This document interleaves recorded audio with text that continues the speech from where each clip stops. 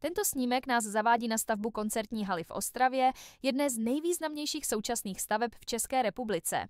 Projekt je pod bedlivým dohledem odborné i laické veřejnosti a přináší vysoké nároky nejen na architekturu, ale i na samotné provedení základových konstrukcí. Po přibližně 5 týdnech od realizace tryskové injektáže se vracíme zpět, abychom zkontrolovali provedení jednoho ze sloupů, jehož hlava byla mezitím odkryta. Cílem této návštěvy je posoudit, jak injektáž zapracovala v kontaktu s okolní zeminou, ověřit geometrickou přesnost a homogenitu, ale také soudržnost směsi a její stabilitu v horní části, která bude ověřena prostřednictvím zátěžové zkoušky. Na základě vizuální kontroly lze říci, že hlava sloupu působí soudržně a kompaktně, bez zjevných poruch či známek rozvrstvení materiálu.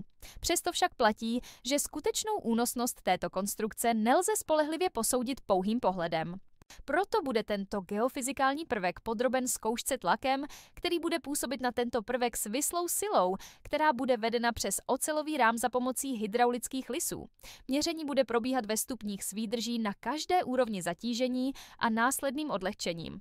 Výsledky poslouží jako jeden z klíčových podkladů pro navazující etapy výstavby. Nutno podotknout, že taková zpětná kontrola provedení má v náročných projektech své pevné místo. Poskytuje důvěryhodný obraz o kvalitě provedení a zároveň umožňuje včas zachytit případné odchylky, které by mohly ohrozit stabilitu celé budoucí konstrukce.